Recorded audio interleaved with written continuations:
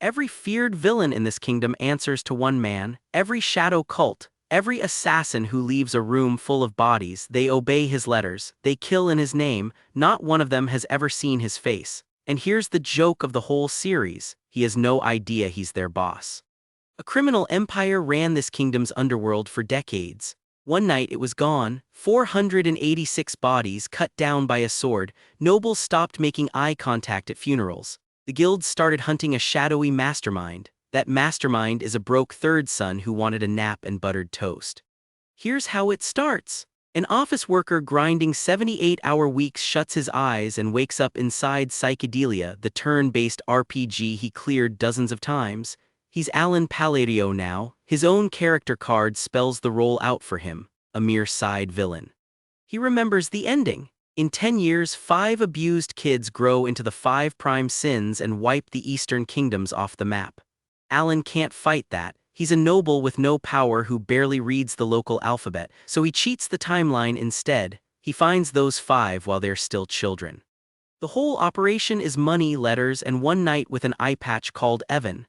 Allon buys the kids out of their cages and sets them up in an orphanage. He never shows his face, not once. They aren't guessing at some anonymous donor either, they know his name, they just never get to see him. So here's the deal for the next hour. A man becomes the most feared crime lord in the kingdom without committing a single crime. Every rescue reads as a hit, every kind letter reads as an order, and the moment he finds out is worth every single minute. One question before we start. Which of the 5 would you have rescued first? Drop it in the comments now, then see if you still agree by the end. Because the kingdom is already whispering about a mastermind in the shadows. He just hasn't noticed they mean him. So let's take the story so far, all 25 chapters in order. Chapter 1 opens on a prophecy. In 10 years the Union of Eastern Kingdoms stops existing. The art gives you a whole city swallowed by one explosion, then a voice slides in over the fire, calm as anything. I became their patron. Cut to a bathtub. 2 maids are scrubbing a young noble who is quietly losing his mind. He used to work 78-hour weeks at a desk. Now his name card reads third son of Count Palateo, Allon Palateo, a mere side villain, not the villain, a mere one. That card is the joke the whole series is built on. Psychedelia gave him a rank and the rank is furniture. He can't read the local alphabet properly. He's a first-tier mage, which is the bottom rung. His family, House Palateo, runs a crime syndicate called Avalon. He also remembers exactly what Avalon is worth. It's a minor subplot. In the game it gets erased early the second the real threats show up, so he isn't a boss. He's the thing the boss walks past on the way to the actual plot. Then the page names those real threats on the way in, all 5 of them. Wrath, greed, sloth, pride, obsession. 4 silhouettes twist out of purple energy while he watches. Most transmigration stories would hide that list for 10 chapters. This one hands it to you immediately. Here's the move that makes the whole show work. He doesn't plan to fight them. He plans to arrive early. In 10 years they're monsters. Right now they're children sitting in cages and labs and back rooms, and nobody is looking for them yet. Nobody except the guy holding the walkthrough. Think about what he actually has to work with. No power, no reputation, no literacy. What he does have is money he didn't earn and a decade of patch notes in his head, so he turns that into the only weapon that scales. He buys other people's childhoods early before anyone else bids. He needs hands because he has none. Enter Evan. Ex-mercenary, eye patch, long night's coat, hired on the spot and paid to ask nothing. Keep that eye patch in mind because someone else in this family wears one too. Evan is the man who carries every single letter in this video. Rescue 1 is a girl pulled out of a human experimentation lab. Evan gets her out and Allon puts her in charge of a brand new orphanage. That's the whole plan. No speech, no meeting, no conditions. He just buys a building and hands a traumatized child the keys. Then the title card lands and it's brutal. A caged silhouette blooms into a laughing, blood-soaked thing. This is Ushaya. In the timeline he remembers she's a ruthless monster that kills hundreds of thousands. He isn't rescuing an orphan here, he's defusing one. So does he go and see her? No, he never shows his face, not once. He writes a letter instead and he copies in a line he memorized from a ritual in the game. Anguish of the shadow, clarity of the light, one worth, one binding. To him, that's flavor text. It's a soothing incantation from an in-game illustration, some archbishop reciting it out of a book with a grin. He's basically pasting a loading screen quote to calm a frightened kid down. He has no idea what those words do to her. Evan hands the letter over and the room lights up. Ushire erupts with master-level mana right in front of him, and this poor knight is one flinch from drawing steel. Then she goes calm. She folds the letter into her chest like scripture. A covenant only the true master would know. Here's the detail people get wrong about this series. He isn't an anonymous patron, he's an invisible one. She says his name out loud right there, the one named Lord Allon. Why has he not summoned me to his side? She isn't guessing who he is, she's waiting for orders. Lock her design in now because this story punishes you later. Chapter 1 closes on a full body portrait under a card reading Ushia, the Queen of Blood. Pale pink hair, red eyes, black dress with red frills. Cold light washes her out to almost white. She is not the white-haired one. The chapter ends with him congratulating himself for calming a future apocalypse by mail. He stretches and decides it's time to go find the second boss. That's genuinely his tone about it. A war criminal in the making is one more chore on a checklist. Chapter 2 opens in the family library where he's digging for the third one. That's when Tonio catches him. Second son, king of narcotics, and a genuinely nasty piece of work. He mocks Allon for not being able to read, shoves him around, then hits him with a book. Then Leo walks in and the temperature drops. First son, king of vice, slicked back hair, eye patch, shirt hanging open. A couple of pests causing a ruckus, he says. How annoying. Then this. I don't feel like drawing blood first thing in the morning, so both of you get lost. Tonio can't help himself. Big brother, why don't you scrub off that brothel stench before entering the study? It reeks of indecency. Leo answers without blinking, says the vermin reeking of his precious powders. Leave now or I will make you. I'm skipping the rest of the house politics because only two things matter about these two. They're racing each other to inherit and neither one counts Allon as a competitor. Now watch what he does while they posture. Nothing. He takes the shove and goes back to his notes. He can't win a fight in this house, he can win a decade. Flashback to Rescue 2. Deus Mycalian bought and sold by a trafficking ring in the Carlian kingdom. Left where he was, he becomes the sin of sloth and he tears through every kingdom on the board. Players remember that stretch as the most disturbing arc in the entire game. Same policy, no exceptions. Allon decides it isn't the right time to reveal himself, so he ships the boy to the orphanage. Then he mentions him in a cheerful letter to Ushia as the child who's a little unwell. He's running a rescue operation by pen pal and he's proud of it. Then Chapter 2 does something much colder. A robed figure with silver hair and red eyes corners small Deus alone in the dark. You're broken, aren't you? It names his scars the work of the shadow goat, calls him chosen by the great moon, and promises vengeance in exchange for total loyalty. The page never says who that is and it won't for a long time, so I'll leave it exactly where the page leaves it. Somebody in a hood got to this child in the dark and the story is in no hurry to tell us who. Red eyes, pale hair, no name, keep it filed. Back to the present, Antonio is dead. An accident, officially. At the funeral, blue flowers packed around the open casket, Allon feels absolutely nothing and thinks it's nothing like what happened in the game. Next to him, Leo can barely hold his own face together. Then Leo gives himself away inside his own head. I've finally killed this swine. At last, the title of Count is mine to inherit. One brother in a box, one brother gloating over it, and the third son is standing right there, taking notes for a plan neither of them could imagine. A year passes. Leo swallows the drug trade whole, the manor goes quiet, and Allon starts taking tea with Deus like a slightly weird uncle. Ushia's letters keep arriving, warm and chatty. The children are thriving, and the orphanage's list of patrons keeps growing with nobody able to say where those patrons came from. Now stop on one letter because it pays off in about 4 chapters. Yuna is really good at tag, Hedon is excellent at war games, and Deus performs puppet shows quite often. Everyone is growing up just fine. Read that again, write both of those names down. In this series, a hobby is a resume, war games, puppet shows. Allon skims the note, smiles at how well his kids are doing and files it with the receipts. You know it, he doesn't. That gap right there is the engine of this entire video and it only gets wider. Meanwhile, in the drug town of Margoth, two of Leo's men are celebrating. They're bragging about how generously the eldest Palateo funds their little operation. Neither one notices the hood standing in the dark behind them. Almost nobody in this story ever notices the hood in the dark. Then the glowing strings come out. One man's own hand gets lifted, turned, and driven into his partner. He watches himself do it and he can't stop. The whole kill is staged like theater, and that is precisely the point, because someone at that orphanage does this for fun.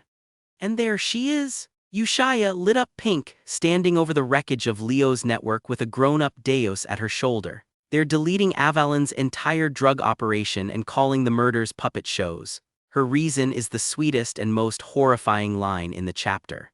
"We can't welcome him to a place so unworthy of him." She calls the slaughter a foundation for his glorious return. Then, under a crescent moon, the vow lands. "May all things come to pass in accordance with his will. We, the blue moon, shall be his sword." Remember that they have never seen him. Not a face, not a visit, not one conversation. Everything these two believe about their master got built out of a single letter and a monthly allowance. That's the most dangerous kind of faith there is. There's nothing available to contradict it. Verdict on the opening arc: every rescue reads as a hit. Every kind letter reads as an order. He mailed a game quote and a note about playing tag, and two children turned it into scripture and a body count. Allon knows none of this. He wasn't even in the room. He thinks he's a quiet sponsor with decent handwriting and a soft heart. He's actually a god with a mailbox, and his church is already armed. So keep the question running while we go. When does he find out? Because Chapter 3 jumps 2 years forward and the whole kingdom wakes up to a massacre with his fingerprints on it. 2 years pass, 2 years of letters, coins, and Evan riding out with a satchel. Then Evan comes back with the update that closes the set. The fifth child is at the orphanage, safe. Allon runs the list in his head and finds nobody missing. All 5 future prime sins are indoors, fed, and writing to him. He calls that mission accomplished. Then Evan asks the obvious thing: would he like to meet them? Allon says no, not a shy no this one. "I don't intend to meet them in person, ever." He still remembers the whole process of how those kids became the prime sins. He's not being modest here, he's scared of his own orphans. He never shows his face, not once. Evan also passes along gossip. Some new vigilante crew has gotten famous for cleaning up criminal outfits, and lately they've started on nobles. Allon shrugs it off. He beat this game dozens of times and no such group exists in it.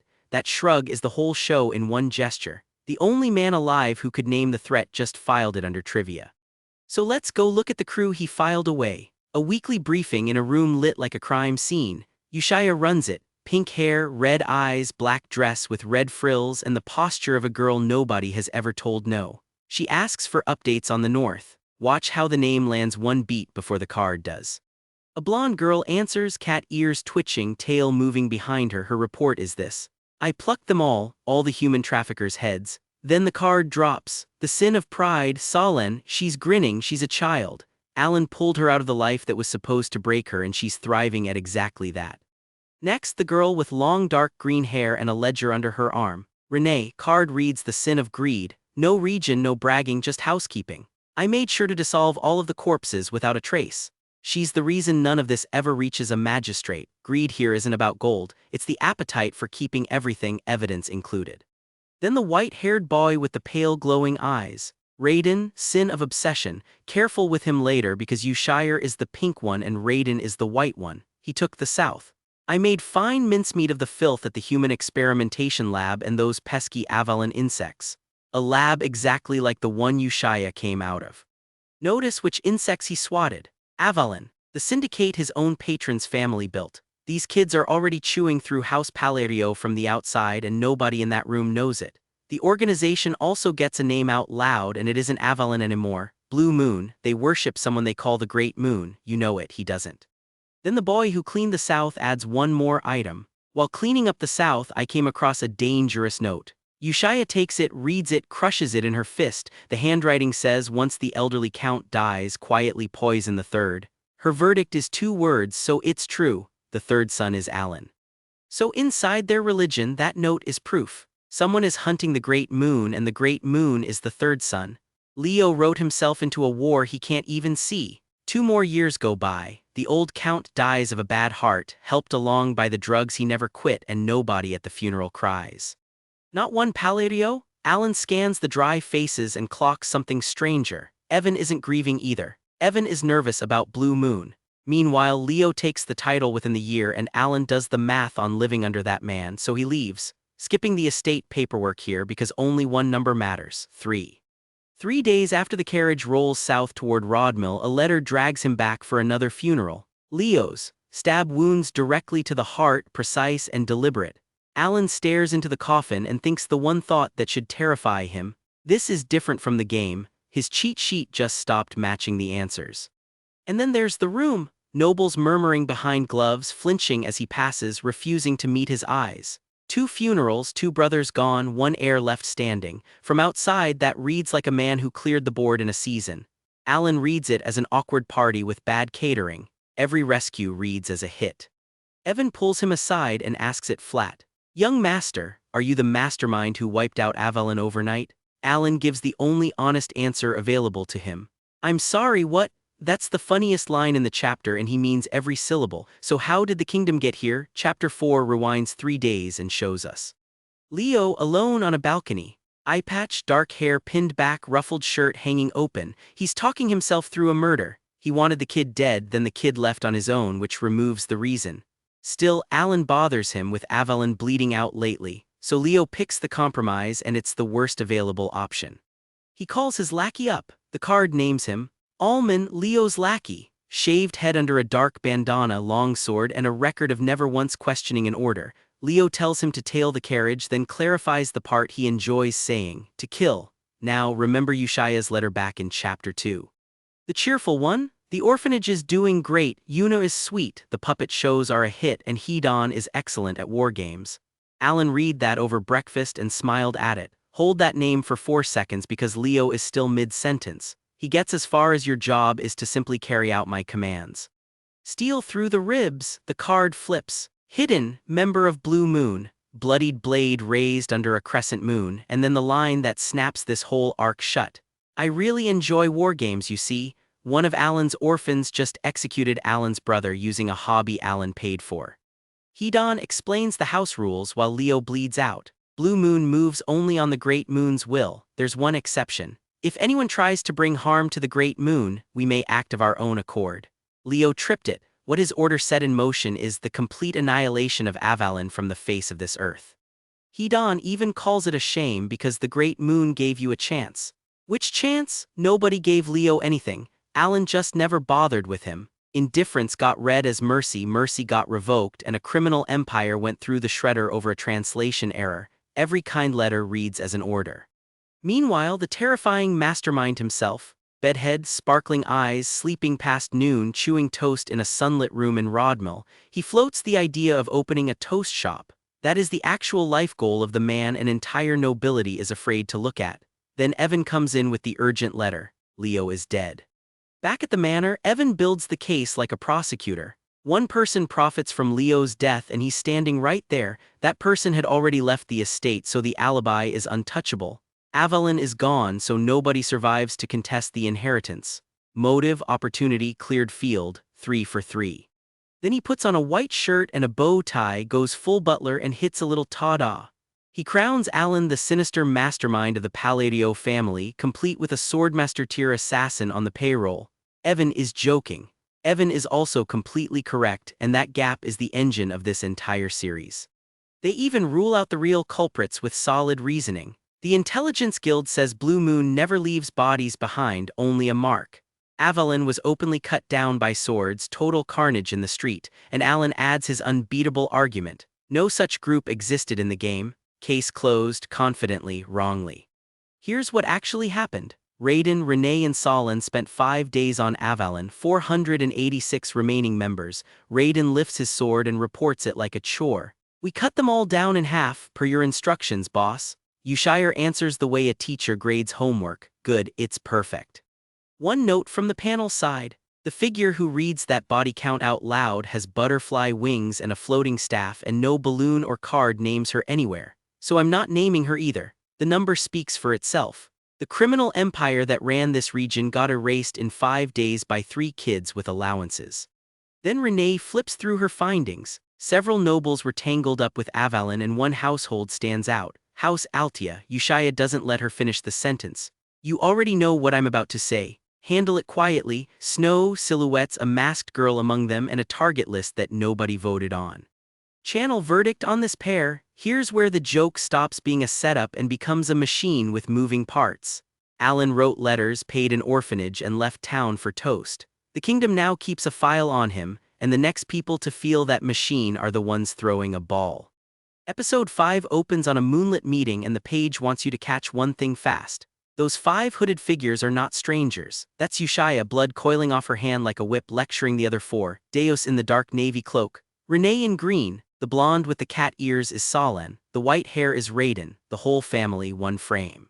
And she is furious with them. A sword shouldn't think for itself, should it? Blue Moon must only take action when a command is given. 486 people died in Avalon and the Great Moon never asked for a single one of them. She gave that order herself, so they agree to bury the story. Remember this well, the Great Moon knows everything, do not disappoint me. Sit with that, they're hiding a massacre from a god who doesn't know he's a god. Deus says the quiet part flat out. Frankly, I don't get it. Yushaya, with all her incredible might, is shaking nervously at the mere thought of getting caught. The Queen of Blood, terrified of a bad report card, you know it, he doesn't. Cut to the terrifying man in question. 1 month after 2 funerals, Allon is face down on a desk because being the last Palateo alive is mostly signatures. The servants see the dark study, the piles of coin, the 1,000-yard stare, and decide their new lord is seething. He's tired. This house has a better imagination than it has an accountant. Then the episode backs up 2 years to hand us the one power number we're allowed to have. Allon taught himself magic in secret and reached 2nd tier. His tutor is floored. I am truly stunned. You have a natural gift. Then Allon checks the part nobody can train. His mana core is, in his own words, comically tiny, minuscule. That's the whole engine in one panel. Talent with no tank. He can shape magic beautifully and can only afford 1 sip of it, which is why the kingdom's version of him keeps sprinting ahead of the real thing. Remember that core, every strange bargain he makes later, he makes because of it. Back to now, and a letter arrives that isn't one of his. An invitation to the seasonal ball down in southern Asteria. His plan is adorable. Go make some friends, be normal, live quietly through the next 10 years. I'll be back, Evan. He walks in with the good coat and his chin up, and the room opens around him like he's on fire. Nobody speaks to him, so he tries the single piece of small talk he prepared, complimenting a young noblewoman on a rare wine. She hears a Palateo cornering her about something expensive and flees in tears. By the end of the night, the room's verdict is settled. He is even more of a ruffian than his brothers. He didn't even get a drink. Defeated, he takes the balcony for air, and somebody finally walks toward him. Loria Altea, 3rd daughter of Duke Altea, wavy brown hair, green eyes, who calls her own family the Rogues of the North, right beside his Rogues of the East. Then she asks him for a thing nobody asks him for. Please lend me your strength. Why? Because she is, her words, soon going to be assassinated. Her father is dying and her legitimate half-sisters have plans for the mistress's daughter, and here's the detail that goes cold on Allon. He has never seen this woman before. She was never in Psychedelia at all because in the timeline he played she was already dead. So that's the favor? A woman with a countdown on her offering half the Altea estate, and Allon says no, I respectfully refuse. Not a haggle, not a maybe. His private reasoning is honest and awful. He's barely getting by himself and he is powerless, contrary to the rumors. This is the first time the machine turns around and works against him, and he doesn't notice. Letters he signs with nobody's name move killers across a kingdom. The one person who asks him to his face gets nothing at all. He can save children he'll never meet, and he can't help the woman crying 2 steps away. Then he leaves, and in the doorway on his way out he says the sentence that reorganizes her entire life. Good things will come your way. That's it. That's Allon being awkward with his coat already on. Loria is going to spend the next 2 episodes decoding 4 words he meant as nothing. Meanwhile, the cult is reading a map he never drew. Orders come down from the Crimson Moon. Loria is the only Altea with no ties to Avalon, so she isn't on Raiden's list. The rest of the family gets erased. And once again, none of it goes up the chain. Every rescue reads as a hit. Every kind letter reads as an order. Back inside, someone approaches him a second time, and this one bites. Lady Kalia, first daughter of Count Genonia, red hair, lace fan, a smile with a plan behind it. Genonia holds the west and it's less a noble house than organized crime. Palateo east, Altia north, Genonia west, three masterminds of the shadows and two of them are flirting. They trade compliments that are mostly threats and she leaves him with a warning. There are watchful eyes around us. She's right, though not the way she means it. Elsewhere, Blue Moon reports that a shadow has been seen watching the great moon himself. Nobody knows whose shadow it is, hang on to that. Then Allon goes shopping. He and Evan ride to a hidden gorge for the Labyrinth of Whispers and he walks it like a man reading a map that isn't there. It's a memorized walkthrough. Evan watches his master take every correct turn in a maze he has never entered and says nothing out loud. In the last chamber there are piles of enchanted rings and Allon reaches past all of them for one plain band. Evan very politely notes that it looks quite worthless. It's a constraint. You choose your own restrictions and the world pays you power for them. One use, one bargain. He knew which ring before he walked in. On the way out, the rock piles stand up. Golems, and Allon does the least Allon thing available. Let me take this one. Then the ring speaks and watch the direction of that sentence. The voice calls him the remnant that carries on Niacula's great will and orders him to name his two constraints. He binds himself to the absolute use of Bavaloya's hand seals, then the limited use of Bavaloya's utterances. In exchange, the power to bend the laws of the world a little more. Both approved, then the voice signs off like a proud sponsor. I shall be watching you always, one who bears his will. A forgotten god just adopted him. Episode 7 cashes the check immediately, 4 words over a stone golem. Bend, rebound, cobalt luster, diffraction pierce. The spell that should have been a party trick deletes it in a pillar of lightning. Evan out of the dust. Have you been hiding your true power, young master? 15 years of mercenary work and he's never seen anything like it. Allon's inner reaction is the best line in the arc. I'm pretty sure it wasn't this OP in the game. Now, episode 7 is mostly a lore dump about ancient emperors, so I'm skipping it. Only 2 things in it matter later. One person overhears him, one woman gets caught. Resting at dawn, Allon mutters a scrap of game trivia about the maze. A buddy named Phaleon built it. Evan doesn't catch it. A green-haired watcher in the trees does, and she was sent by the Crimson Moon. Phaleon is the Radiant Emperor, legendary, ancient. She now believes her god was the man's personal friend. She goes further. The utterances he whispered are not found even in the archive of antiquity. Mint green hair, high ponytail, hooded cloak. We have met a green-haired girl in this cult before and the page is not confirming anything yet. But if that's who I think it is, one of his own kids is writing reports on him. The other piece is Kalia, that courteous old man at the head of the Genonia family, Count Genonia, her father. She turned him into a mindless puppet and she's been running the West from behind his eyes.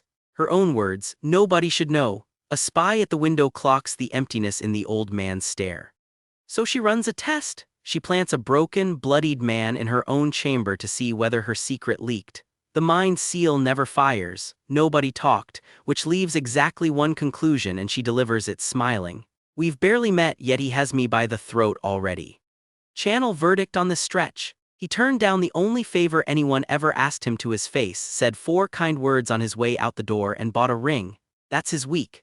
Meanwhile, the family of the woman he refused is already marked for erasure by the children he's been feeding for 2 years, and she's going to thank him for it. Episode 8 opens inside Loria Altia's head and she's already got him half right. She calls the man she begged for help not an ordinary man.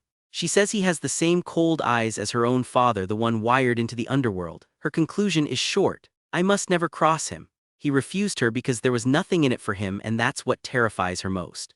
Then the page walks us through the family. First son Timalian, first daughter Marlian, second daughter Piran, second son Keeg, 4 portraits of people who stripped the third daughter of every asset she owned and left her, in her words, with absolutely nothing. Hold that list for 90 seconds. The Manhwa is about to settle the account. That night the estate wakes up screaming. A maid gets the first line out. My lady, Lady Piran and Lord Keeg have taken their own lives. Loria doesn't even finish her next sentence. Then what about Timalian and Marlian, and the panel answers her in red. 2 silhouettes go down mid-question. She asked about them and the art killed them before she reached the period. Above the estate, a white-haired man watches and smiles. Mission complete. No name, no card, no explanation. He isn't a lunatic, he's staff. and nobody in that house will connect those 2 words to 4 polite words a board count said on his way out a door in episode 6. Loria assembles it wrong in the most useful way possible. Overnight she's the only heir the Duke has left. She hears that doorway line again, "Good things will come your way," and lands on, so this is what he was referring to. She decides she made a deal with the devil, she decides she's in his debt now, you know it, he doesn't. The page cuts straight to Allon's eyes glowing in the dark while narration crowns him the true mastermind of the Palateo family. Someone commits an atrocity, someone else writes his name on it, and the name belongs to the one man in the kingdom who has absolutely no idea what just happened. 2 months later a servant carries a bottle of rare Cernant's wine into an office, not a stranger's office, his. The card reads, "Respectfully yours, Loria Altea," and the servant explains he was instructed to deliver it to your grace in person. Allon's first reaction is guilt. "I still feel guilty about not helping her." Then he actually reads the sender's new title. And the man comes apart. Loria, the feeble sheep among wolves, is now the Duchess? 2 pages later he's still at it. Didn't she say she was gonna get killed? How is she the Duchess now? This is my favorite flavor of comedy in the whole series. He's holding a thank you gift for a massacre, feeling bad that he didn't help. Her version is colder. She had a ball alibi, so no suspicion touched her. She notes that he turned her down with nonchalance, then handled everything impeccably. She even invents his motive. He must want the Altea name for his schemes. Her father dies soon after. She becomes Duchess Altea and she files herself under his assets. Then the caption drops the scariest number in this stretch. Winter. 5 years before the events of the game begin. Allon's wearing the Count's clothes now and Evan is teasing him about it. His answer is beautifully unbothered. They haven't done the succession ceremony yet, but it's been a year, so he figures the title is his. They also check on the Intelligence Guild's hunt for Leo's killers, which is going nowhere and will keep going nowhere. Allon swears it isn't revenge, just preparation. He blames the drift from the game he memorized on the butterfly effect he caused. He's right about the cause, he's just never going to guess that the killer came out of his own orphanage.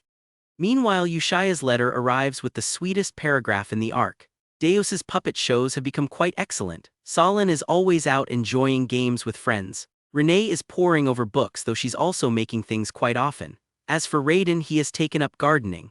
Now read that again with the last 4 episodes loaded in your head. Because we've seen the puppet shows, that's the signature on the Margoth corpse's back in episode 2. Solon's games are combat drills with a smile on top. Renee reads and Renee makes things, and one of those things will eventually not be a robe. Raiden gardens. Allon finishes the letter and thinks, wonderful, the kids have hobbies. Then he does the arithmetic no parent wants to do. They're old enough to leave. And here alone out loud to nobody he finally names them. Yushia, gift of faith. Deus, gift of the sword. Renee, gift of inquisition. Solon, gift of the fighter. Raiden, gift of the apostle. The 5 prime sins read off like a proud dad reading report cards. He writes each of them a personal letter and the art goes gold for it. My children, take my letters and spread your wings, go forth, into the great vastness of the world. A bird lifts off behind him. 5 grown kids open his handwriting on the same day for the first time in their lives, and then episode 8 drops its card. Thank you for nurturing us. The 5 prime sins, that's the close of arc 1 and it's the meanest greeting card ever printed. Channel verdict on this arc. He ran an orphanage by mail for years and never once let any of them see him. He never shows his face, not once, so they built a religion around the handwriting instead. Episode 9 finally answers the question I've been carrying since episode 1. What is actually written in those letters? Yushia gathers the other 4 and teaches them to read, and I mean that literally. His letters look like harmless small talk. Her explanation, it only looks that way because his true message is hidden beneath the guise of an ordinary conversation. So every friendly sentence is an instruction. She shows them an old letter that named a target to remove and another that handed Blue Moon itself to her. Then she gives the group its catechism. We are his followers, we only need to obey. Every kind letter reads as an order. Here it's literal and they're the ones who wrote the cipher. She leaves them with one rule that's going to age like fine wine. Unless he himself speaks of it first, you are forbidden to speak of Blue Moon. Sit with what that does. The one subject that would explain his entire life to him is now banned in his presence, banned by his own children out of respect for him. Then they announce where they're going and arc 2 lives inside this panel, so keep them straight. Deus to Caliburn, the nation of knights with an order to become a knight. Solon to Colony, the desert, complaining the whole way. Raiden to Raxath, the city of entertainment, Renee to Lartania, the labyrinthian city, Ushaya to the holy kingdom of Rosario. Solon gets told not to worry, that he'll provide more than enough support. It's Renee who says he even wrote about where I can find my present. Look at her while she says it. Green hair, dark stone brooch, striped ribbon. If that reminds you of somebody watching a Labyrinth 2 episodes ago, hold that thought quietly for now. 3 months later and Allon is drowning in research. I still can't find anything on utterances and their effects on magic. Looks like I'll have to test them out myself. For a man with a minuscule monocore and 1 spell a day, that sentence is how a lab explosion files its paperwork. We'll get to the boom shortly. He asks about Leo's assassins again. Still nothing. He wonders whether the butterfly effect ran away from him just because he rescued 5 children and nudged a few things sideways.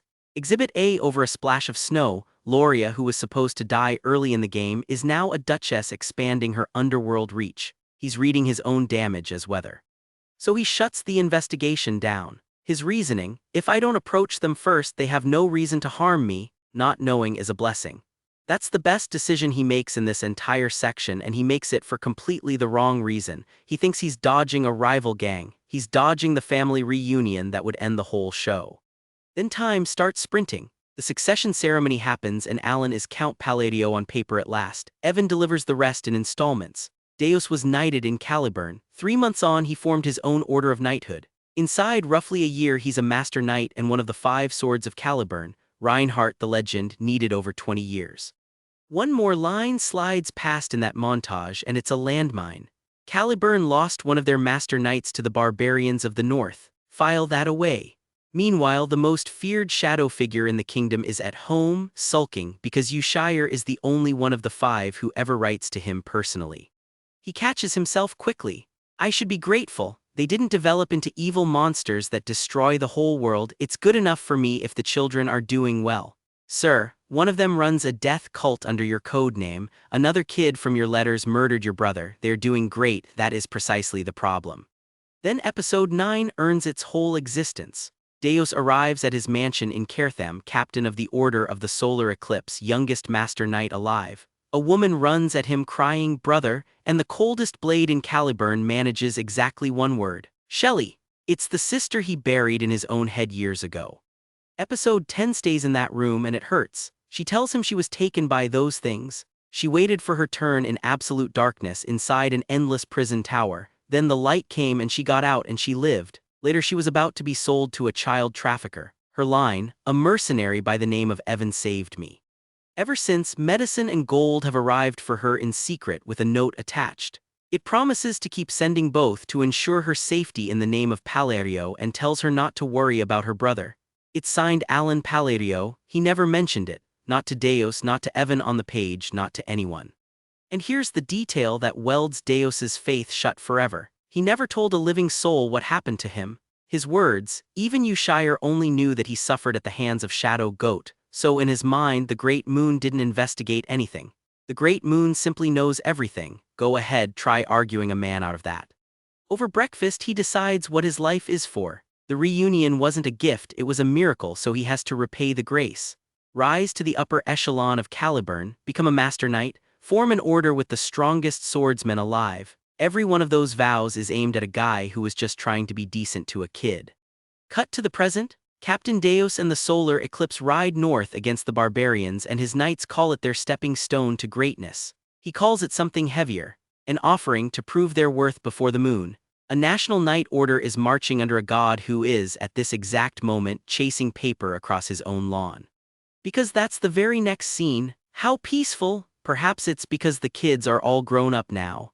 Then the wind grabs his research notes and he's scrambling through the grass, cursing his own handwriting. I'm skipping the gag beats here. Those notes are the most important object in the episode. 4 utterances, all of it reverse engineered alone. Bend leans into a spell's imperfections and widens the area. Rebound tramples the spell's form and alters the projectile's course. Cobalt luster strengthens parallel casts like lightning. Diffraction pierce grants penetration, which means critical damage. Bavaloya's utterances were meant to be forgotten by history, and he's rebuilding them by hand. His self-taught rules: never mix incompatible ones, never repeat the same one, never go past 4, and he's still capped at a single spell per day by that tiny monocore. So he picks a feeble, pointless little lightning spell, stacks his words onto it, and casts. Here's the question he hasn't thought to ask. Does the order of the words matter? It does. Boom! The pointless spell spirals into a lightning storm he can't switch off, and mid-panic he works out the actual law. The sequence you speak them in matters as much as which ones you pick. Brilliant discovery, catastrophic timing, because our boy is not alone on that lawn and he hasn't noticed yet. Lady Kalia is standing right there. Red hair, elegant gown, the woman who maps this kingdom's shadow players for entertainment. Clinging to her arm is a thin old man with spiked white hair and round glasses, and he gasps the single worst sentence available. Is this origin, the unique magic that's supposed to start at 7th tier and above? Allon's inner monologue is pure static. Wait, what is Kalia doing here? Then this is impossible. Every noble in Asteria has him filed as a harmless low tier with a minuscule core. The sharpest mind in the West just watched him do something he genuinely cannot explain either. Every rescue reads as a hit. Now every accident reads as power. So here's where we stand. 5 people walked into the world carrying his handwriting, and each one is building something enormous out of a friendly note. He let all 5 of them go and called it retirement. And that debt nobody's mentioned, the Duchess who believes she owes him a kingdom, is still out there, unpaid. Lady Kalia comes to the manor in person. Red hair, red eyes, a cream gown, and a smile that's doing paperwork. She wants one answer. Was that origin? Her mage stands beside her, an old man with round glasses and a collar he keeps sweating through. His name is Biancle. He hasn't stopped trembling since he looked at Allon. Here's the part people get backwards. The man who talks the magic down is Allon himself. I won't fault you, Lady Kalia, but I wish to make one thing clear. What I used was not origin, then the kill shot delivered like a weather report. In terms of the level of my magic, I'd say it's about 2nd tier. He isn't finished. If you're a mage, you ought to have realized by now, but that magic has absolutely no use. Biancle nods along on cue. Why yes, my lord, of course, my eyes must have tricked me. A 5th-tier mage agreeing out loud that he hallucinated. That's a hostage reading a statement. So why is the old man that scared? Because he already looked once.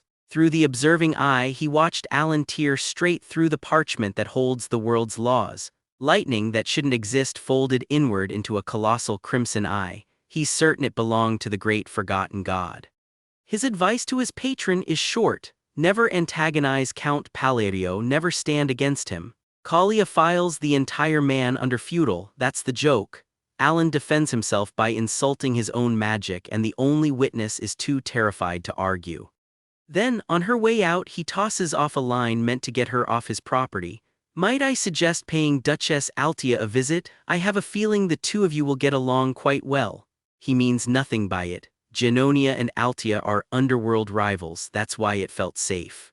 Cut to 5 months later, it's nearly 2 years since the 5 children scattered. Evan arrives with no news on them and 1 grenade. Houses Genonia and Altea, sworn rivals, have quietly formed a secret alliance.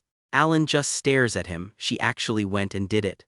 He decides a backup plan wouldn't hurt, so he dictates Kalia an apology. I know I can come across as blunt and aloof. Out it goes through the mercenary guild. Hold on to that letter. Everything this video is building toward crawls out of that one polite piece of paper. Meanwhile, in a cave in the desert nation of Colony, Solon finishes a trial and claims her prize. A golden-clawed gauntlet. The item card names it the essence of the Golden Mane tribe plus 20% to deadly strike. Then the same card quietly reframes the entire series. Had the sin of pride claimed it, she would not have fallen to corruption. She'd have risen instead as a great Maneborn. Solon is Maneborn, descended from the Golden Manes, the king of all beasts. Bloodborn, Seaborn, Maneborn. The kids he scraped out of the gutter were never ordinary, they were unclaimed. Inside her own head she's back in the cages. Human experiments and a rescue whose face she never saw. The great moon handed her power, and a dark dragon still owes her 2 parents. So the mission sharpens, not a gladiator, the strongest gladiator, reunite the scattered tribe, then kill the dragon. All for the great moon. She says it standing under a moon the size of a city block. Then, let's get started, while the narration promises the golden manes rise again beneath the blue moon, ending 500 years of waiting. He mailed her pocket money and encouragement. She turned it into a prophecy. Back home, Evan brings fresh gossip from the Intelligence Guild. Solon is thriving in Colony under a nickname, the Golden Flash. Raiden has reportedly reached Raxath and started learning a trade, though that lead is unconfirmed. Then Evan mentions the carriage ride ahead runs about a month, and Allon nearly drops his cup. They aren't going to the Emerald Tower nearby. They're crossing the map to the Azure Arcane Tower out by the Labyrinthian City because he wants the one item that can prop up his tiny mana core. He remembers that labyrinth from the game, nobody ever cleared it, best grinding map in Psychedelia. He also remembers that certified arcane appraiser paid beautifully down there, which jogs a line from Yushia's letter. Renee is sitting her appraiser exam soon. And now, remember the green-haired observer from Chapter 7, the one who knew far too much about the Great Moon? The page finally stops teasing us. In Lartania, at a discreet shop called Oculus, a masked appraiser works on a client's artifact lamp. Mint green ponytail, black ribbon, navy uniform, half mask over the eyes. She hands the lamp back running cleaner than he bought it, and the delighted customer turns out to be the Lord of Lartania himself. Alone that night, she unseals a golden eye. The card names it the Eye of Insight, a gift from the Great Moon, with an offering counter reading 248 out of 500, 252 more, and it fully wakes up. Keep the labels straight because the show runs 3 at once. Eye of Insight is the artifact. Gift of Inquisition is what the roll call card printed under her name. Archive of Antiquity is what she calls herself out loud with nobody listening. The one blessed with the Archive of Antiquity. What does she want all that for? To fight the Dark Ones, to slay the Black Wolves. She's convinced the Great Moon was a friend of Phaleon himself, a figure out of the era of the Forgotten God. Allon thinks he sponsored a clever kid into a stable career. You know it, he doesn't. 3 weeks later, the Azure Arcane Tower looks him up and down. The Tower Master is away, so he gets his star pupil instead. Phonia Chrisen, 6th tier, pale blue hair, 0 patience. In the game, she was the prodigy who hit 8th tier and ran a tower in her 20s. She is not impressed. He introduces himself as Count Palateo and offers to destroy their time rift. Rifts normally last 3 months, then dissolve into an artifact. This one's been hanging open for over 2 years. She measures his mana core, calls it barely 2nd tier, and tells him to go home. Then he offers to swear an oath and wager every asset he owns if he fails. Suddenly, her schedule opens up. She walks him down to the chamber, mocking his hand seals as a primitive technique the whole way. Skipping the rift theory here, only one fact matters. This thing should have closed already. He steps toward it and the world stops. Phonia can't move a finger. My body won't move, no, everything has paused. Above the cracked ground the sky tears and a blood-red eye opens across the whole of it and looks down. That's where the episode ends. Sleep well. What happens inside that pause is deliberately hard to pin down. An observing eye flares for the first time. Something whispers about abandoning it like a poison-filled chalice destined for doom. A colossal crimson hand pushes forward through the dark. A voice answers, I understand your demand. Then the rift closes. Allon walks out and gives a shaking Phonia 4 words. The rift is closed. Then, privately, he admits he oversold the danger on purpose so he can run the exact same trick again someday. Forget spells. This man's real ultimate ability is expectation management. Her gratitude shows up as 5 vials of handmade mana potion worth a small fortune. Then she panics that he might repeat what she said earlier and demands a binding mana oath. An oath for something so trivial? Glowing blue chains wrap him anyway, and he loses that argument on the spot. He rides home past the tower carrying the potions, a mana bangle, and a recovered relic called the Sigil of the Corrupt. His only comment on the way, a little piece of equipment has more mana than he does. He also clocks that Phonia's fear looked identical to Kalia's. Same wrong conclusion twice with nobody around to correct it. Now the scene that decides this entire video.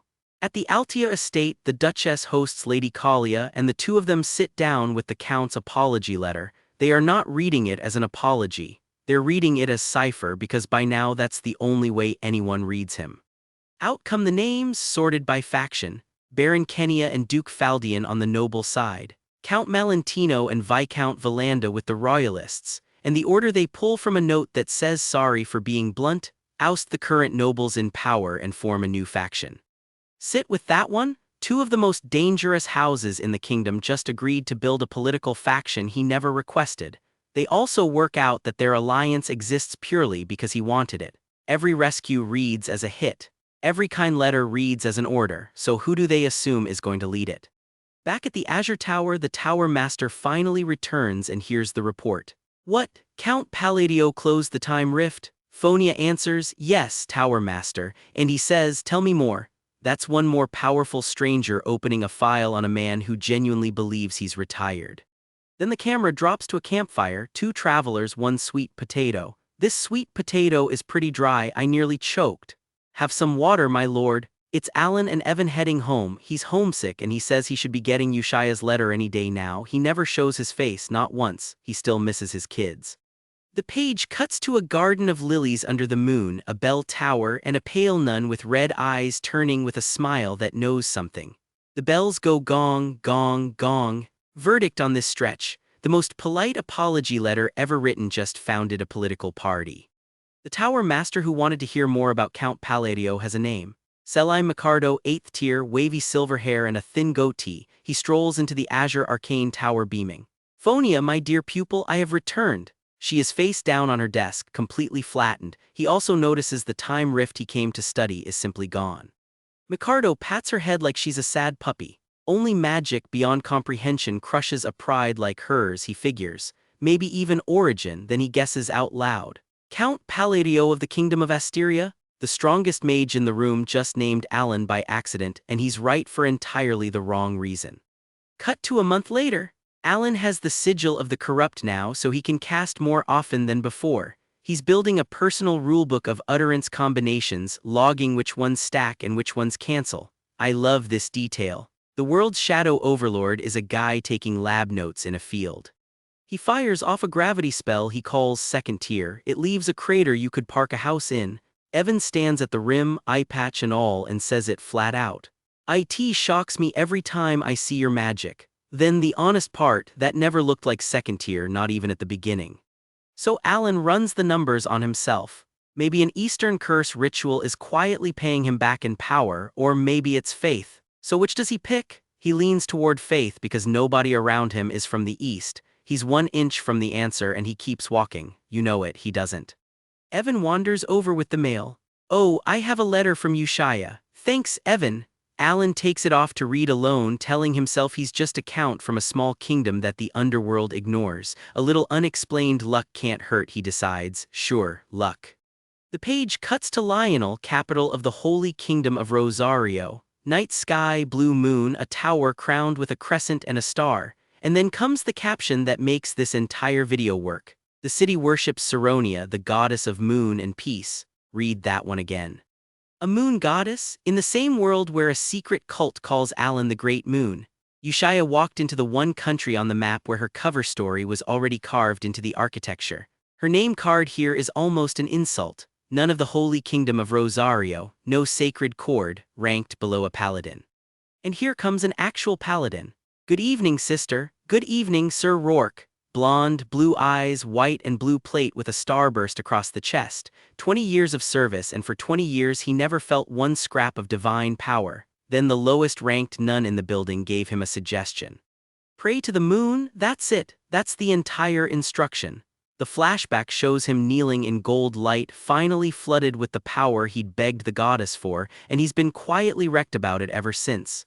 He isn't sure he prayed to Saronia at all. He thinks he might be a blasphemer. Tonight he reports his numbers to her like a soldier.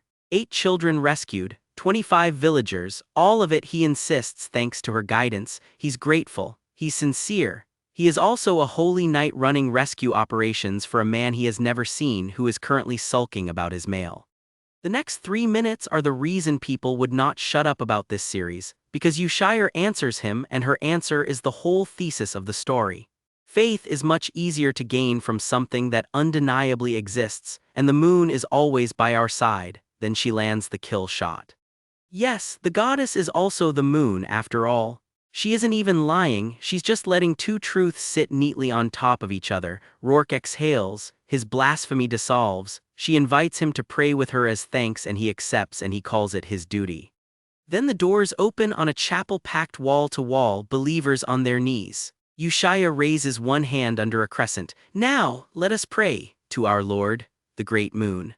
A holy kingdom is praying to a man who is at home at that exact moment, upset that his kids don't write. Which is literally the next scene. Allon rereads Yushia's letter and mopes that she's the only one of the 5 who ever sends anything.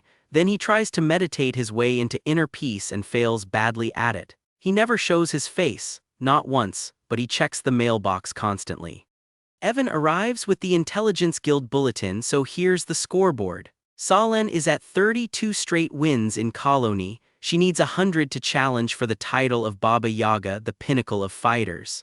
The current record holder is the Lion King at 41. Next line, Deus and his knights have eliminated Kurga of the Tundra, one of the 8 barbarian chiefs. Allon remembers fighting those barbarians in the game along with their god Altertus. He relaxes because that fight only unlocks after the 5 prime sins awaken. Please file that sentence away. Renee is a certified appraiser now, applying dark engravings that boost artifacts at her shop Oculus. Then Allon finally asks the question he's been dodging. What about Raiden? Has he really become a pirate? Evan confirms it cheerfully, captain and lord of the biggest of the 7 isles off the coast of Rakseth. And Allon caused that too. He suggested treasure hunting because a seaborn moves freely underwater and that seabed is littered with artifacts. He sent a gift to help find them. Raiden sold the haul, funded a war, killed the previous lord Alcride the Slayer and took the first isle for himself. Now we get inside Raiden's head and it's the darkest room in this story. Who is the Great Moon? What is he? Raiden lists the debts out loud. Rescued from having experiments run on his body. Awakened when he met Yushia, and still resentful because he wants revenge, not a treasure hunting hobby. His people, the Seaborn, lived in peace on an island nobody knew existed. The Dark Ones massacred them. The survivors who fled to the continent got hunted there instead. Hunters killed his parents and sold him to a trafficker. That is the childhood a stranger's letters pulled him out of. So he becomes a monster on purpose. Fireworks, wanted posters, crowds screaming long live the chosen ones of the 7 isles, and privately he sneers at the god all of them thank. The divine king, how laughable. He has no idea how funny that line is going to get. Then the page pulls the pin. The 7 captains draw their power from Clead, the god of the sea. It's bought through a sacred ritual and the price is the flesh of a seaborn. Raiden does the arithmetic on his own parents. Their bodies were split among the 7 of them. His rage comes out as a body. Claws, glowing blue eyes, a sea demon unfolding out of the dark. Above the water, a towering armored giant of living ocean stands while worshippers kneel below. Raiden's revenge just got a list of 7 names on it. He didn't need a letter for this one. But he credits the letter anyway, and this is exactly where his math goes wrong. If all of this was intended, then there must be a purpose to the gift because the Great Moon has surely arranged everything. Coincidence goes in, prophecy comes out, every kind letter reads as an order. The gift was Amrita's goggles sent so he could find artifacts in the deep sea. He uses them, hauls up enough treasure to cover the combat skill he lacked, and decides the Great Moon kept his promise. He also remembers a knight and a figure with long pale hair. Everything we do is for the Great Moon. 3 months later, Allon has to put on a jacket. It's Asteria's grand biennial gathering for high society, and both of these are true. The gathering happens every 2 years and a noble has to attend at least once every 4. Gosh, this sucks, he says, deeply relatable. Inside, the young heirs of the Krailed and Edorn families corner him. Their houses used to be the Palateo's lackeys. Now they snicker about the lucky 3rd son with his empty pockets. Allon quietly files them as keyboard warriors and an online troll, then Evan gets back from the kitchen with roasted corn.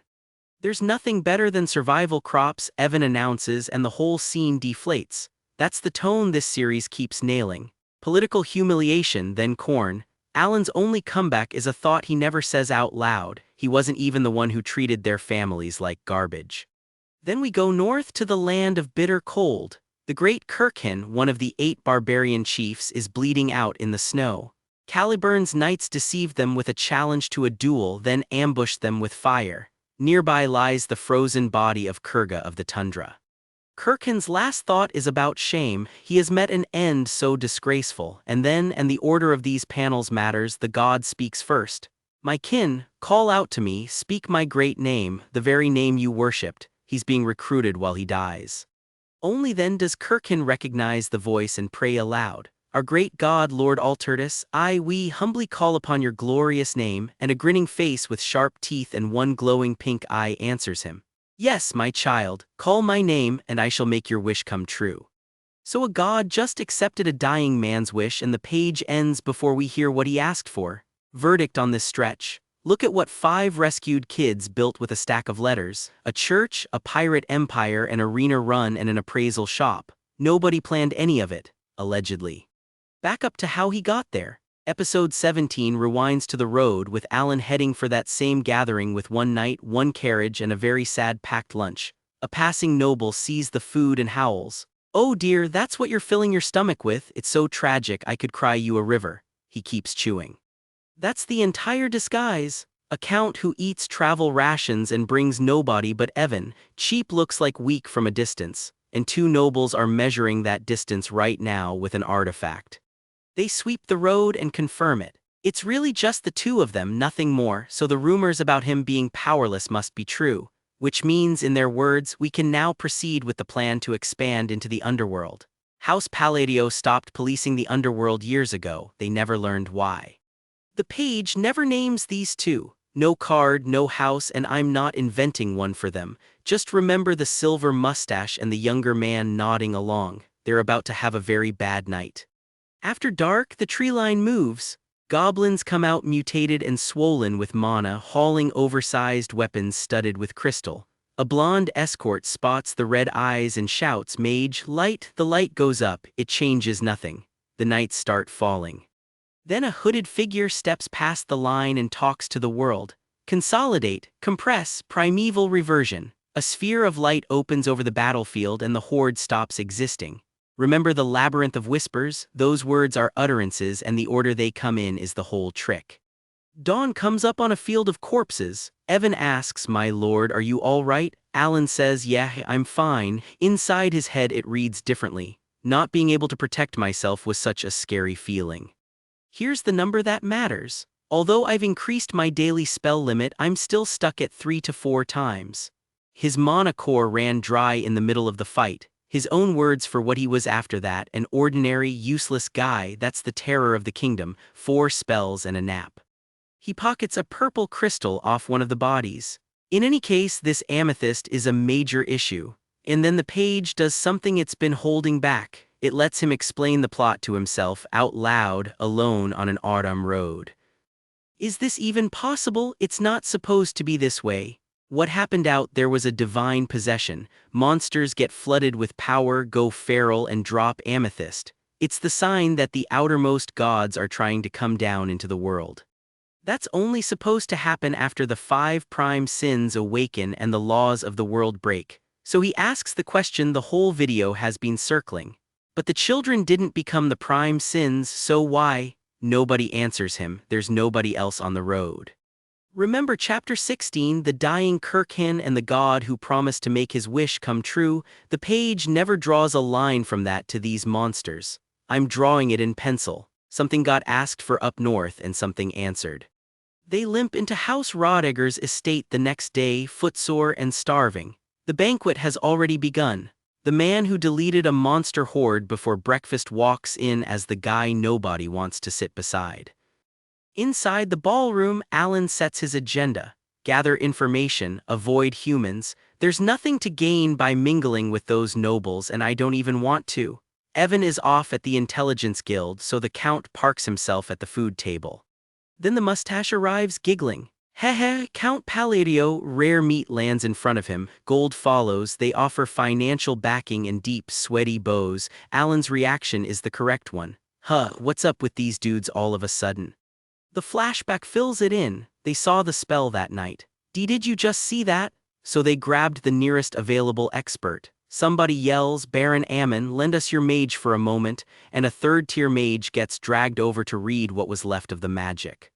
The mage looks at the residue and gives them 5 words. "It far exceeds my level." That's it. That one sentence is the engine of this entire arc and of the punchline waiting at the end of the video.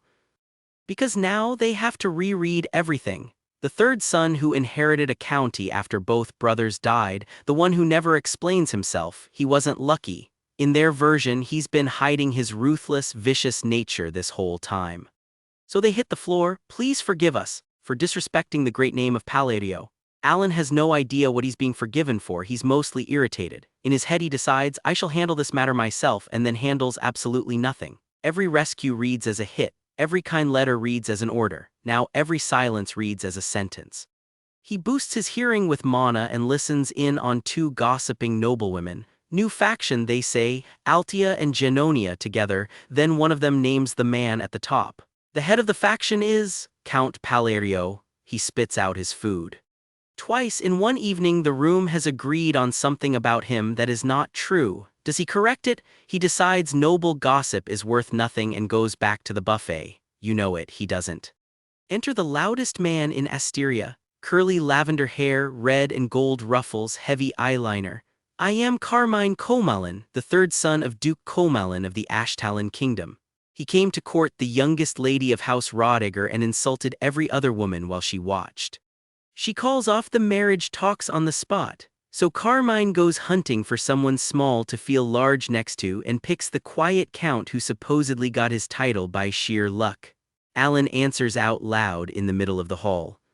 I didn't know Twizzlers could speak. He means the hair. It's the best line in the arc, and it works because Allon isn't posturing. He genuinely does not rate this guy. I'm skipping the rest of the guest list. 3 names matter and they walk in with name cards attached. Pillar of the noble faction Duke Rodiger, pillar of the royalists Marquess Mardanio, central figure of the centrists Count Fallen, Fallon, hold on to that spelling. Count Fallen is a living politician, white hair, pleasant smile. Phaleon with an extra A in the middle is the radiant emperor of the labyrinth lore and ancient legend. Same sound, 2 different men. This series is not kind to anyone taking notes. All 3 publicly shred Carmine for disrespecting Palateo. Mardanio does the real damage. Doesn't this imply that Duke Comalin, the pillar of Ashtalon, holds Asteria in such low regard? Carmine folds into a groveling apology on the floor. And the hall reads it exactly backwards. 3 pillars just closed ranks around one quiet count, so the whisper goes around the room. Count Palateo's power as their leader is going to be overwhelming. Not one person asks whether Allon knows he leads anything.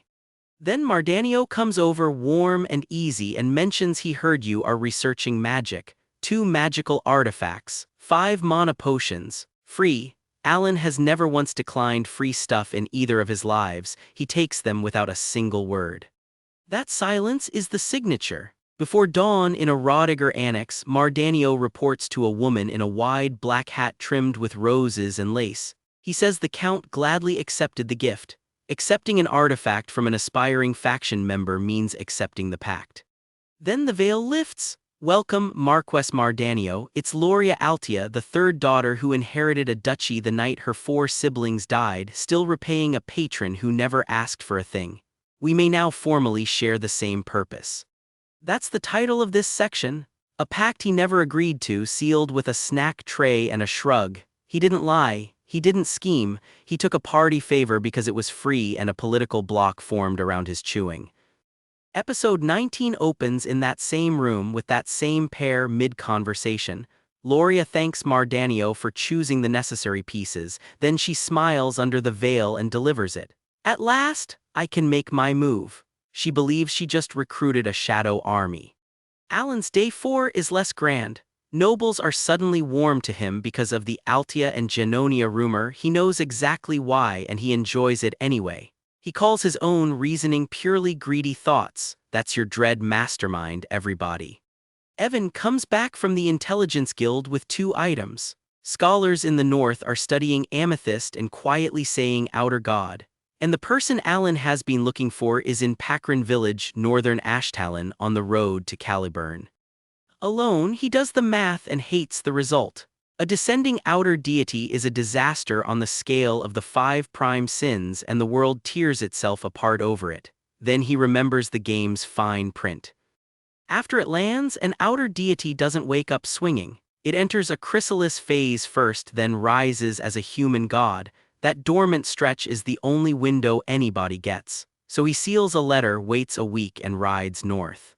Cut to a knight in a high-collared dark hair with a blue-purple sheen. A gray-haired officer in full armor salutes him. The order is 4 seconds long. Tell everyone the upcoming northern expedition is to be postponed by 2 weeks. The gray one is the vice-captain, the one giving orders is Deus.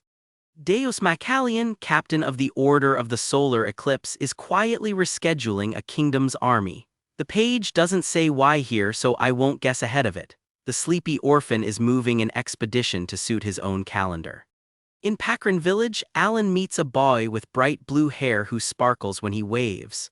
My name is Elavan, loud, warm, thrilled to meet a stranger, and here's what only we know sitting on this side of the screen. He is the actual main character of Psychedelia. The hero the entire game exists to follow. Allon drops a bag of gold on him, then a trunk of gift boxes and artifacts. This is all yours. The investment thesis, in his own words, get big and strong and kill the outer gods for me. He gives his name as Count Palateo, nothing more, and leaves before the kid can thank him properly. Elavan throws an arm up anyway. I will never forget this. Allon tells Evan he hasn't got time to earn friendship points. Face shown, name given, relationship refused. In the carriage, Evan says he sensed the boy was shrouded in some powerful mana, and that despite his plain attire, he believes the kid carried an artifact. Allon answers, yes, I felt the mana too. The narration calls Elavan one of the few characters with a genuinely good heart. Allon also clocks that the boy has already drifted from his original lore, blames his own meddling and lets it go. Butterfly effect. As long as the hero gets stronger, he'll take the trade. And then it ends on the smallest, warmest thing in 3 episodes. Allon brings up Deus, not the god, not the war, not the faction he accidentally leads. Deus, because a carriage is rolling toward them and he's about to meet one of the 5 in person. Not even once did I visit the orphanage because I was too scared, and now it's come to this. The close-up is Allon's face and he's sweating. He is going to meet with me, right? Evan, drawn as a tiny chibi, offers, I'm sure he will, yes. Then a long pause, then probably. Verdict on this stretch? 2 nobles handed him a reputation, a marquess handed him a faction, and a duchess handed him a purpose he's never heard of. His total contribution was accepting a gift basket. And the man an entire ballroom is afraid of is out here panicking that a kid he raised by mail might not want to see him. 10 days on the road and the panic finally gets an address. Carthem, capital of Caliburn, the northern gate. All they need is a routine identity check. Evan walks off to sort out a small delay and comes back with the worst 4 words in fantasy travel. There's a bit of a problem. Their carriage gets waved aside while everyone else strolls in. A brown-haired knight in pale gold-trimmed armor comes over, all teeth. He introduces himself like this. I am Burin, the direct disciple of Sir Fila, a master knight and the 4th sword of Caliburn. Notice the flex. He leads with whose student he is, not with anything he's done. Then he says a friend from Ashtalon told him Allon owes the man one. Allon has no clue what debt that is. We do. Remember chapter 18 when he looked at a lilac-haired noble in a ballroom and said out loud that he didn't know Twizzlers could speak? That was Carmine Comalin, 3rd son of Duke Comalin of the Ashtalon kingdom. He's now screaming into a crystal ball, mangle him to oblivion. There's a bonus attached since Burin wants more abyssal cores, so the ambush is a duke's 3rd son outsourcing his hurt feelings.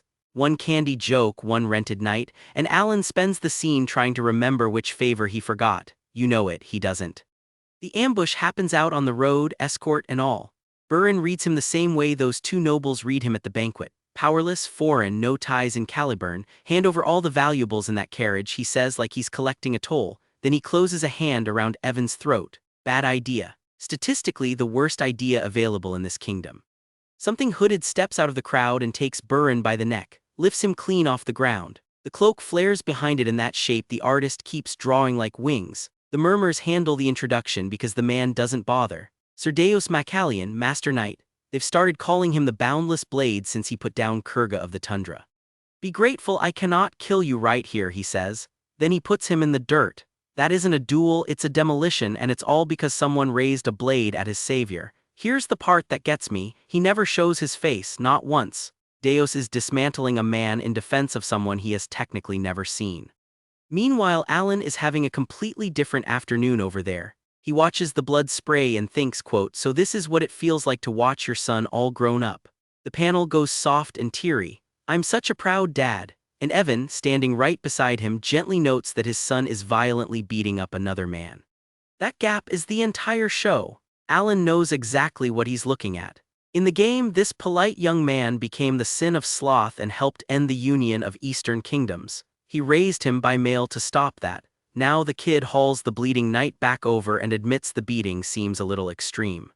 Then in front of every knight at that gate, Deus kneels. My blade is yours to command. No conditions, no terms. The strongest young sword in a kingdom that manufactures knights for a living puts his head below a foreign count with no combat record at all. The reunion Allon spent a whole episode dreading lasted about a minute.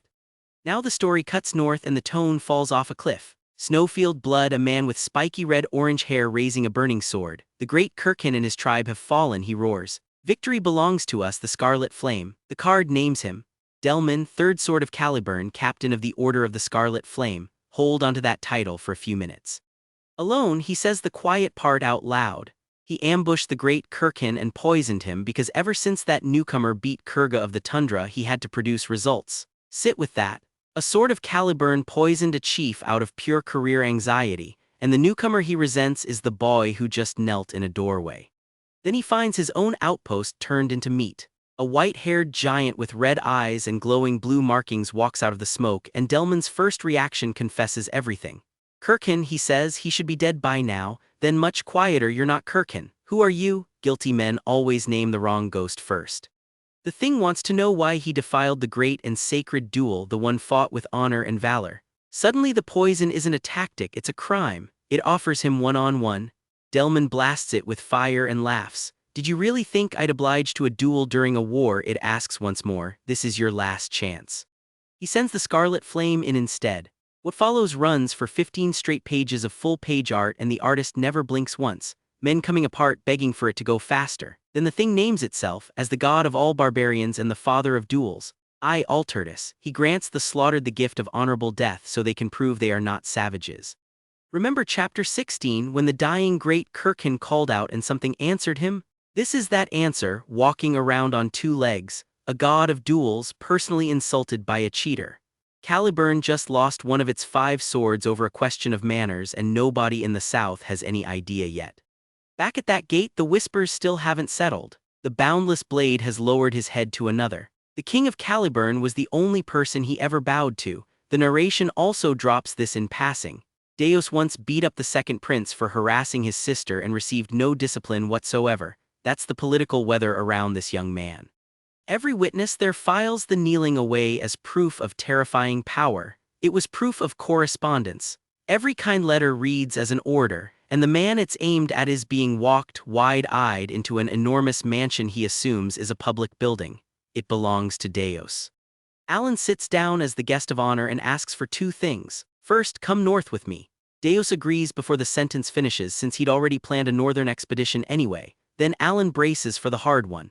Could Deus quietly borrow the frenzied ring of pride from the royal treasury? Read that again. He's asking a royal knight to rob his own king. Now flip the camera around, same days inside that house. A knight reports in to a gray-haired vice-captain of the solar eclipse. Down the hall, Shelley is bouncing off the walls, guessing that a very important guest must have come for her brother. She's holding a sword while she says it. Clearly runs in the family. And here's the detail that recolors the whole arc. Deus ordered an entire military expedition postponed by 2 weeks. The reason he gave his officer was not military. My savior's arrival draws near. The vice-captain just stands there, and the narration says he had never seen that look on his face. A kingdom's war calendar moved because a pen pal was visiting. Back in the guest room, Evan hauls in gifts that Deus prepared to work him into a better mood. There's a jeweled necklace Deus picked out personally. Allon, being a polite adult, says thank you and saves it to open alone later. Deus reads that as disappointment. A quiet thank you in this house apparently means rejection. So he escalates? If this favor puts Allon at any risk at all, he'll simply go and fetch the ring right away. Then he mentions, in the tone of a man discussing rainfall, that he could take care of roughly 50 people at the treasury if it came to that. Allon's answer is the only sane line in the room. Wait, what? Be precise about who knows what here, because that's where the comedy lives. Allon thinks he's negotiating a discreet loan. Deus is receiving a mission from the man who saved his life and his sister. One of them is being careful, the other one is quietly offering a body count. Then Evan brings Shelley in. She thanks Allon warmly for saving her life, and Allon's internal accountant starts tallying affection points and free items. Evan and Shelley get playful with each other, and Deos short-circuits into Big Brother mode. Keep your distance, he orders, and address him only as Mr. True to his word, he's back in barely a day with the frenzied ring of pride sitting in a box. How? He threw a fit at the royal palace. The flashback shows the second prince getting his face smacked to oblivion for objecting. Yes, that prince again. Different incident, same royal face, same total absence of consequences. 3 days of prep, then Allon rides north with the solar eclipse knights. I'm skipping the march because only the arrival matters. 2 weeks later they reach an outpost that stopped being an outpost. The word coming back is an outer deity leading an army of the dead. The thing he diagnosed off one amethyst is commanding corpses now. At the War Council, officers snap at each other and one man quietly holds the room together. The card reads Fila, 4th Sword of Caliburn, Captain of the Order of the Last Remnant. Long wavy teal hair, white robe with a fur collar, calm as a frozen lake. Also technically Burin's teacher. Nobody there knows their student got flattened at a gate. Then the news lands, and it lands twice. Delman, the 3rd Sword, has died at the eastern outpost. We watched that happen. We know precisely why it happened, and nobody in this tent ever will. Kiriana, the 2nd Sword, is severely wounded out west. 2 of the 5 swords in 1 week, you know it, they don't. So what's our terrifying shadow mastermind doing during the worst briefing of the decade? Roasting sweet potatoes over a campfire, knights are openly staring. He does not care. The man plans in decades and snacks in minutes, and honestly the calm is half the disguise. Nobody suspects the guy with the sweet potato. Then a mage storms over to chase him off. Hey you, get the hell out of my, and she stops dead in the middle of the word. Light blue ponytail, navy uniform, fingerless gloves. It's Phonia Chrisen, the deputy master of the Azure Arcane Tower, standing in a war camp in the snow. She was posted north to study barbarian rituals instead of healing soldiers. What is he doing here, she gasps. Fair question. She's one of the few people alive who watched him close a time rift and then undersell it on purpose. Verdict on this stretch. He asked for 2 favors and walked away with a kingdom's finest knight, a stolen royal artifact, and a war. A god who erased a sword of Caliburn is walking his way, and Allon gets 3 spells a day.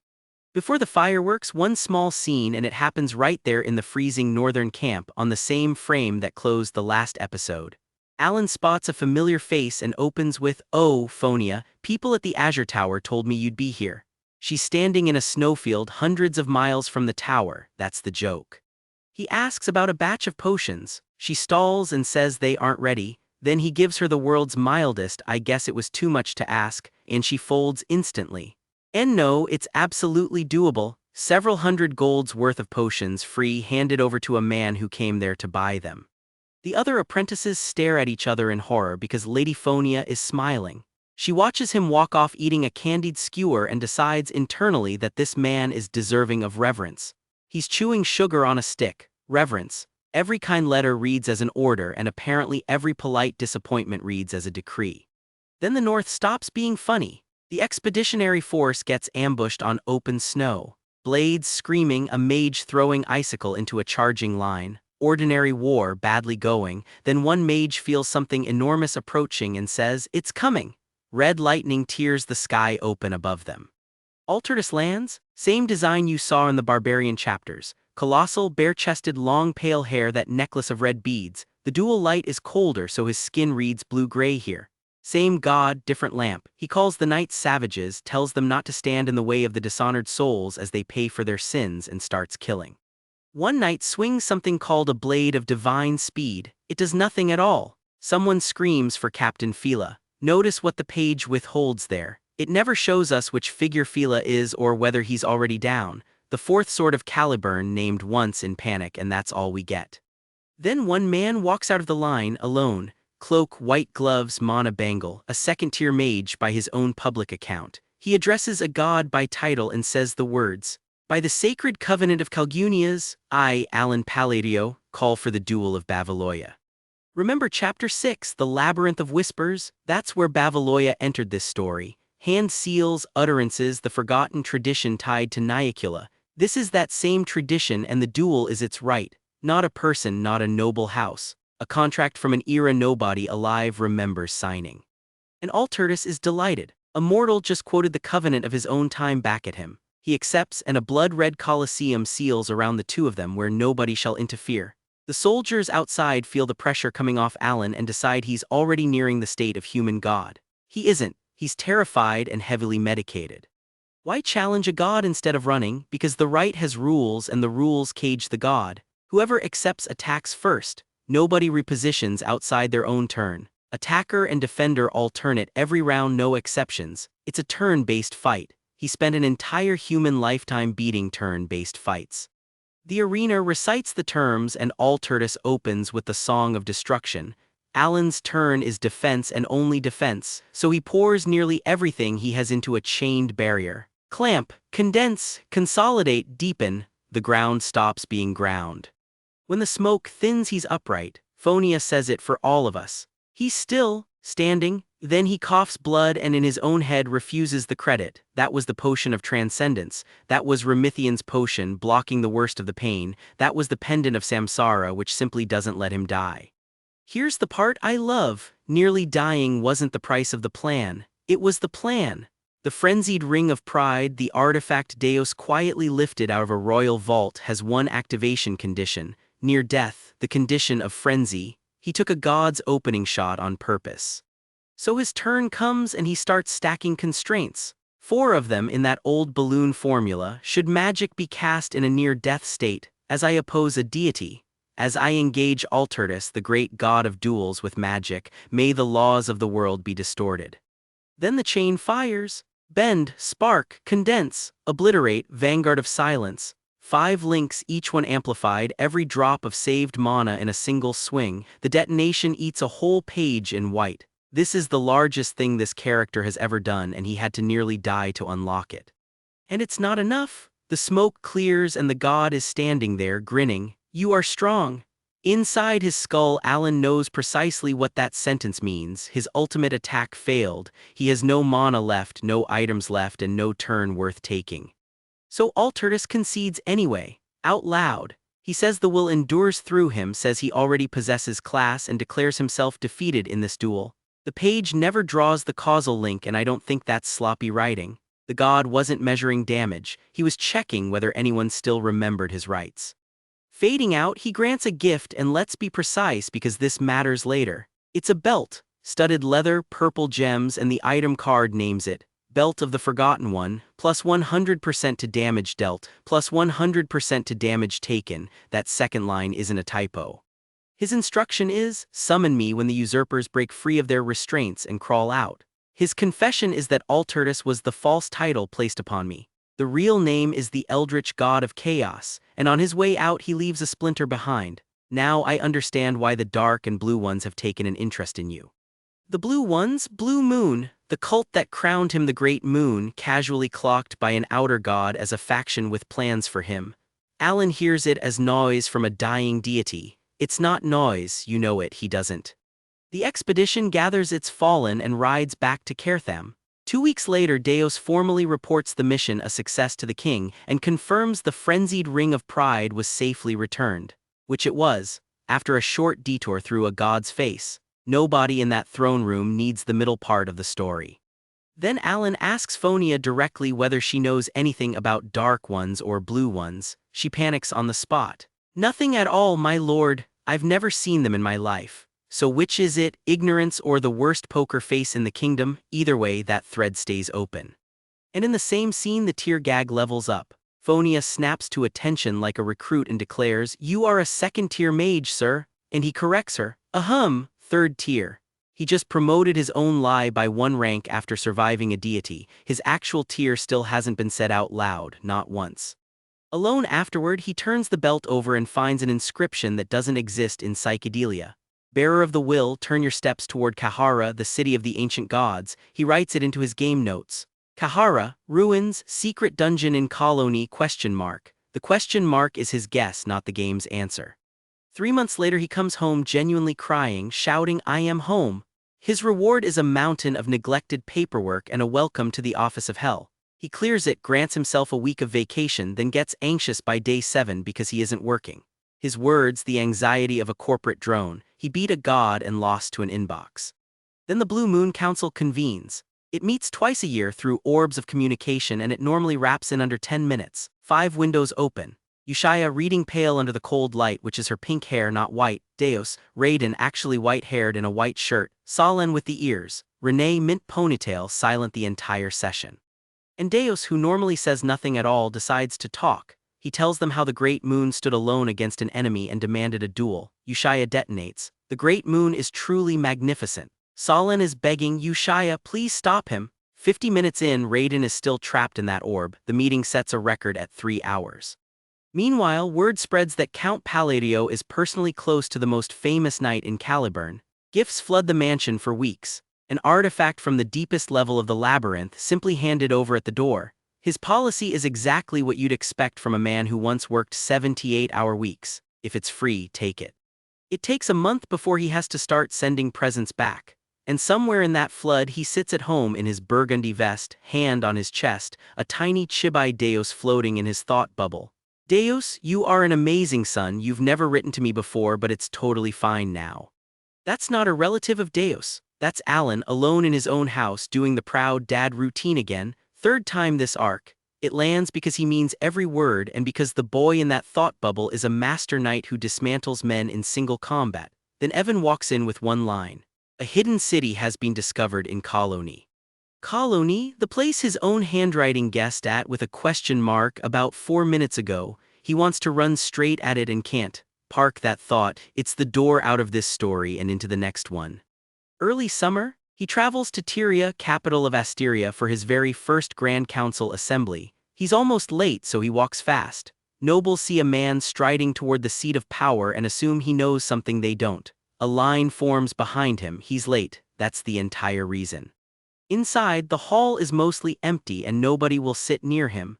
Every noble who enters drifts somewhere else, so he keeps getting nudged forward until he lands in the literal front row, facing the faction heads.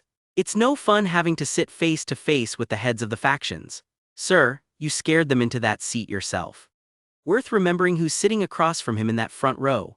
The 3 pillars of Asteria named on cards back at the banquet. Duke Rodegger for the noble faction, Marquess Mardanio for the royalists, Old Count Fallen for the centrists, 3 men who have spent decades assembling their blocks, and a 4th chair apparently with nobody's name attached to it yet.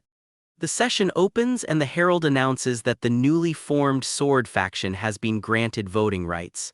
Allon's reaction is pure honest confusion. Wait, what faction? Am I the only one who doesn't know about this? Yes, you are. Then the herald calls the name, Count Palateo, representative of the sword faction. And Allon looks up and sees Loria Altia sitting beside Lady Kalia, relaxed, smiling, the alliance he suggested himself. The coded letter that decoded to oust the current nobles in power and form a new faction. They did it, they named it, they filed the paperwork. And the herald asks him to speak as the head of his faction. Are you telling me, the leader of this new shadowy evil mastermind faction, is me? 25 episodes of a kingdom sculpting a monster out of a man who kept his face hidden. He finally reads the nameplate on that monster. It has his name on it. Verdict on the arc and on this whole run. He never showed his face, not once, and the world drew a portrait anyway. The page flatly refuses to explain how the faction formed or why he was named its head, and that's the correct cruelty.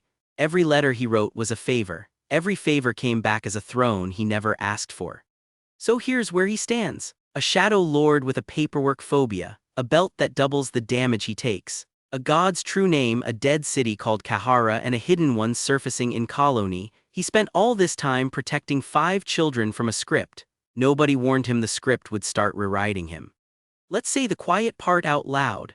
Allon never committed a crime, he never gave a single order, he never showed his face, not once. He found 5 abused kids, paid their bills, and wrote them polite letters through a night with an eye patch. Every kind letter reads as an order. That is the entire engine of this story. And every rescue quietly gutted somebody's business. Avalon burned. A drug empire lost its king. A duchy changed hands, a tower opened its doors, a barbarian god got a duel he could not refuse. Nobody could see a man behind all that, so the kingdom drew one in ink and gave him a shadow throne. I promised you at the top that the moment he finds out would be worth every single minute. There it is, in a single panel, front row, facing the faction heads he was trying to avoid. 25 chapters of setup cashed in on one man's face. That's craft. most stories would have spent that reveal in Chapter 5. Here is what the page refuses to explain: how the Sword faction actually formed, who filed the paperwork, why the vote landed on him. Not one line of it is on the page, and that is deliberate. For 25 chapters the joke was simple: you know it, he doesn't, now he knows, and he understands even less. And here is the part the joke keeps hiding. 5 discarded kids grew up loved. The nun prays to a moon that is a man. The knight calls him family. None of them know what they were supposed to become, and that is the happiest ending a villain ever accidentally wrote. So where does it go? A hidden city just surfaced in Colony, and his own notes keep pointing at Kahara. A certain gold-haired fighter has been busy in that same desert, and a man who is now publicly the head of a faction is, for the first time, worth aiming at.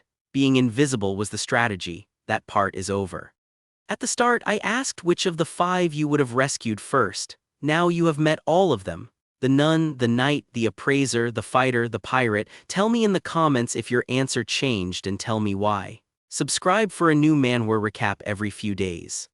The Patron of Villains is an original story by Han Bangal with art by Jojin and Studio Liko. If this made you want more, support the official release. That is the story so far: 5 kids, a pile of letters, and a man who still has not shown his face. Not once.